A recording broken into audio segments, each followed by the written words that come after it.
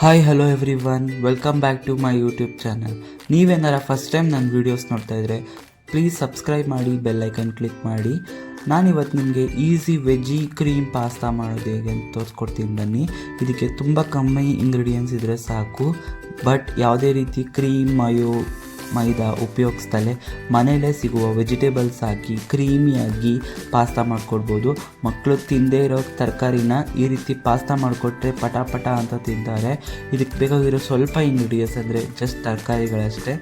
ಇದಕ್ಕೆ ನಾನಿವಾಗ 1 cup of pasta ತೊಗೊಂಡಿದ್ದೀನಿ, ಮತ್ತು ಸಣ್ಣದಾಗಿ ಕಟ್ ಮಾಡಿ ಇಟ್ಕೊಂಡಿರುವ ಕ್ಯಾಪ್ಸಿಕಮ್, ಕ್ಯಾರೆಟ್, ಟೊಮೆಟೊ, ಈರುಳ್ಳಿ, ಬೆಳ್ಳುಳ್ಳಿ ಇದಿಷ್ಟು ಕಟ್ ಮಾಡಿ ಇಟ್ಕೊಂಡಿದ್ದೀನಿ. ಈಗ ನಾನು ಪಾತ್ರೆ ಬಿಸಿಗೆ ಇಟ್ಟಿದ್ದೀನಿ. ಅದಕ್ಕೆ 1-2 ಚೊಂಬು ಆಗೋಷ್ಟು ನೀರು ಹಾಕೋಬೇಕು.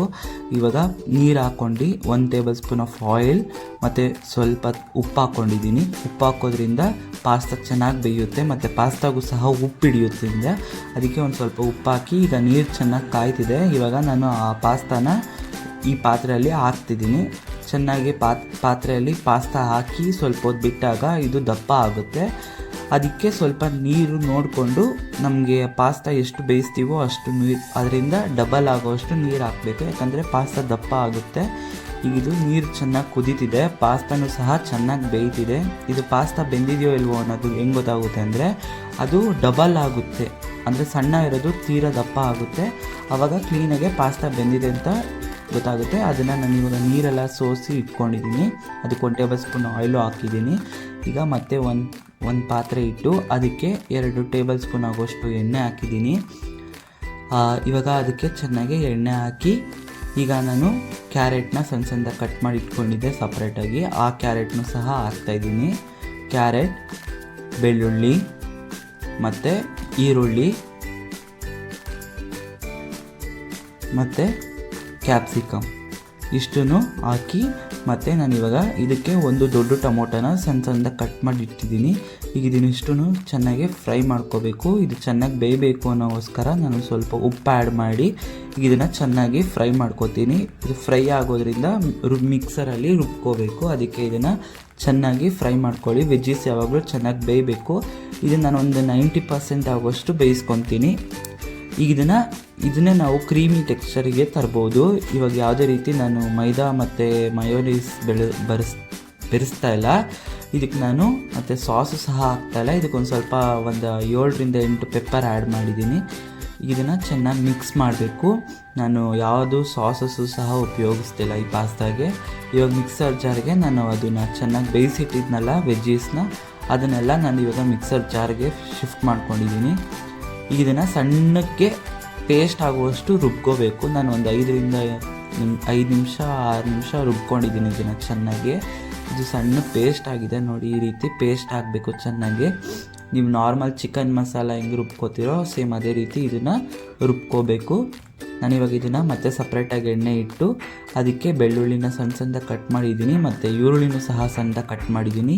ಕ್ಯಾರೆಟ್ನ ಉದ್ದುದ್ದಕ್ಕೆ ಕಟ್ ಮಾಡಿ ಇಟ್ಕೊಂಡಿದ್ದೀನಿ. ಕ್ಯಾಪ್ಸಿಕಮ್ನು ಸಹ ಉದ್ದುದ್ದಕ್ಕೆ ಕಟ್ ಮಾಡಿ ಎಲ್ಲನೂ ಪಾತ್ರೆಗೆ ಹಾಕಿ ಇದನ್ನು ಚೆನ್ನಾಗಿ ಹುರ್ಕೋತೀನಿ. ಈಗ ಇದನ್ನು ಚೆನ್ನಾಗಿ ಬೇಯಿಸ್ಕೋಬೇಕು. ಬೇಯಿಸ್ಕೊಳ್ಳೋದ್ರಿಂದ ವೆಜ್ಜೀಸ್ ಚೆನ್ನಾಗಿ ಬೇಯುತ್ತೆ ಮತ್ತು ಪಾಸ್ತಾಗೂ ಸಹ ಚೆನ್ನಾಗಿರುತ್ತೆ. ಇವಾಗ ಮಿಕ್ಸರಲ್ಲಿ ರುಬ್ಬಿಟ್ಟಿರುವ ಕ್ರೀಮ್ನ ಅಂದರೆ ಪೇಸ್ಟ್ನ ನಾವು ಇದಕ್ಕೆ ಹಾಕೋತಾ ಇದ್ದೀವಿ. ಇದನ್ನು ಚೆನ್ನಾಗಿ ಫ್ರೇಗ್ರೆನ್ಸ್ ಹೋಗುವಷ್ಟು ಚೆನ್ನಾಗಿ ಬೇಯಿಸ್ಕೋಬೇಕು. ಇವಾಗ ಅದು ಹಸಿ ವಾಸನೆ ಇರುತ್ತಲ್ವ ಅದೆಲ್ಲ ಚೆನ್ನಾಗಿ ಹೋಗಬೇಕು. ಅಲ್ಲಿ ಗಂಟ ಇದನ್ನು ಲೋ ಫ್ಲೇಮಲ್ಲಿ ಇಟ್ಟು ಸಣ್ಣ ಉರಿಯಲ್ಲೇ ಚೆನ್ನಾಗಿ ಬೇಯಿಸ್ಕೋಬೇಕು. ಇವಾಗ ಇದನ್ನು ಚೆನ್ನಾಗಿ ಲೋ ಫ್ಲೇಮಲ್ಲೇ ಇಡಬೇಕು, ಯಾಕಂದರೆ ಹೈ ಫ್ಲೇಮ್ ಇಟ್ಟರೆ ಇದು ಸೀದೋಗೋ ಚಾನ್ಸಸ್ ಇರುತ್ತೆ. ಈಗ ಇದನ್ನು ಲೋ ಫ್ಲೇಮಲ್ಲೇ ಇಟ್ಟು ಇದು ಎಣ್ಣೆ ಬಿಡುವಷ್ಟು ಕ್ಲೀನಾಗಿ ಇದನ್ನು ಸ್ವಲ್ಪ ಬೇಯಿಸ್ಕೋಬೇಕು. ಇದಕ್ಕೆ ನಾನು ಸ್ವಲ್ಪ ನೀರು ಆ್ಯಡ್ ಮಾಡಿ ಇವಾಗ ನೋಡಿ ಸುತ್ತ ಎಣ್ಣೆ ಬಿಟ್ಟಿದೆ. ಇದಕ್ಕೆ ನಾನೀಗ ಒಂದು ಸ್ಪೂನ್ ಆಗೋಷ್ಟು ಧನಿಯಾ ಪೌಡರ್, ಸ್ವಲ್ಪ ಗರಂ ಮಸಾಲ, ಸ್ವಲ್ಪ ಚಿಲ್ಲಿ ಪೌಡರ್ನ ಆ್ಯಡ್ ಮಾಡಿ ಇವಾಗ ಇದನ್ನು ಚೆನ್ನಾಗಿ ಮಿಕ್ಸ್ ಮಾಡ್ಕೊತೀನಿ. ಯಾಕಂದರೆ ಲಾಸ್ಟಲ್ಲಿ ಆ್ಯಡ್ ಮಾಡೋದ್ರಿಂದ ಅದು ಫ್ಲೇವರ್ ಚೆನ್ನಾಗಿ ಹಿಡಿಯುತ್ತೆ ಅನ್ನೋದಕ್ಕೆ ಲಾಸ್ಟಲ್ಲಿ ಆ್ಯಡ್ ಮಾಡ್ತಾಯಿದ್ದೀನಿ. ಈಗ ಇದಕ್ಕೆ ನಾನು ಬೇಯಿಸಿ ಎತ್ತಿಟ್ಟಿದ್ನಲ್ಲ ಆವಾಗಲೇ ಪಾಸ್ತಾನ, ಅದನ್ನೆಲ್ಲನೂ ನಾನು ಇವಾಗ ಇದಕ್ಕೆ ಹಾಕ್ಕೊಂಡು ಅದಕ್ಕೆ 1 ಟೇಬಲ್ ಸ್ಪೂನ್ ಆಫ್ ಆಯಿಲ್ ಹಾಕಿದ್ದೆ. ಅದಕ್ಕೆ ಒಂದಕ್ಕೊಂದು ಕಚ್ಕೊಂಡಿಲ್ಲ. ನೀವು ಅಷ್ಟೇ ಹಾಕಬೇಕಾದ್ರೆ ಅದಕ್ಕೊಂದು ಸ್ವಲ್ಪ ಎಣ್ಣೆ ಹಾಕಿ ಎತ್ತಿಟ್ಟಿರಿ. ಇವಾಗ ಇದನ್ನು ನಾನು ಎಣ್ಣೆ ಹಾಕಿದ್ದೀನಿ. ಇವಾಗ ಇದನ್ನು ಚೆನ್ನಾಗಿ ಮಿಕ್ಸ್ ಮಾಡೋದ್ರಿಂದ ಅದರೊಳಗೆಲ್ಲ ಟೇಸ್ಟ್ ಹಿಡಿಯುತ್ತೆ, ಇಲ್ಲಾಂದರೆ ಅದು ಸಪ್ಪೆ ಸಪ್ಪೆ ಹೊಡಿಯುತ್ತೆ. ಇವಾಗ ಇದನ್ನು ಚೆನ್ನಾಗಿ ಮಿಕ್ಸ್ ಮಾಡ್ಕೋಬೇಕು. ನಾವು ಆಲ್ರೆಡಿ ವೆಜ್ಜೀಸ್ಗೂ ಸಹ ಸಾಲ್ಟ್ ಹಾಕಿರೋದ್ರಿಂದ ಮತ್ತು ಪಾಸ್ತಾಗೂ ಸಾಲ್ಟ್ ಹಾಕಿರೋದ್ರಿಂದ ಸಾಲ್ಟ್ನ ಸ್ವಲ್ಪ ನೋಡ್ಕೊಂಡು ಹಾಕಿ. ಇವಾಗ ಇದು ಚೆನ್ನಾಗಿ ಬೆಂದಿದೆ. ಈಗ ಇದನ್ನು 2 ನಿಮಿಷ ಸಣ್ಣ ಉರಿಯಲ್ಲಿ ಬೇಯಿಸ್ಕೊಂಡು ಇದನ್ನು ಸರ್ವಿಂಗ್ ಪ್ಲೇಟ್ಗೆ ಹಾಕ್ಕೊಂಡ್ರೆ ರೆಡಿ ಟು ಟೇಸ್ಟ್. ಇವಾಗ ತುಂಬ ಈಸಿಯಾಗಿ ಕ್ವಿಕ್ಕಾಗಿ ನಾವು ಮನೆಯಲ್ಲೇ ಮಾಡೋದನ್ನು ತೋರಿಸ್ಕೊಟ್ಟಿದ್ದೀನಿ. ಯಾವುದೇ ರೀತಿ ಮೈದಾ, ಸಾಸಸ್, ಮಯೋನೀಸ್ ಯಾವುದೂ ಉಪಯೋಗಿಸಿಲ್ಲ. ಜಸ್ಟ್ ಕ್ವಿಕ್ಕಾಗಿ ನಾವು ಮನೇಲೆ ತರಕಾರಿನ ರುಬ್ಬಿ ಕ್ರೀಮ್ ಥರ ಮಾಡಿ ಈಗ ಟೇಸ್ಟಿ ಪಾಸ್ತಾ ಮಾಡಿದ್ದೀನಿ. ಯಾವ ಮಕ್ಕಳು ಸಹ ಇದರಲ್ಲಿ ತರಕಾರಿ ಇದೆ ಅಂತ ಗೊತ್ತಾಗೋದೇ ಇಲ್ಲ. ಆರಾಮಾಗಿ ಕ್ರೀಮ್ ಥರ ಮಾಡ್ಬೋದು. ನೀವು ಜಸ್ಟ್ ತರಕಾರಿನ ರುಬ್ಬಿ ಸಹ ಹಾಕ್ಬೋದು, ಇಲ್ಲಾಂದರೆ ಮೇಲ್ಗಡೆ ಗಾರ್ಲಿಶು ಸಹ ಮಾಡ್ಬೋದು. Thank you for watching.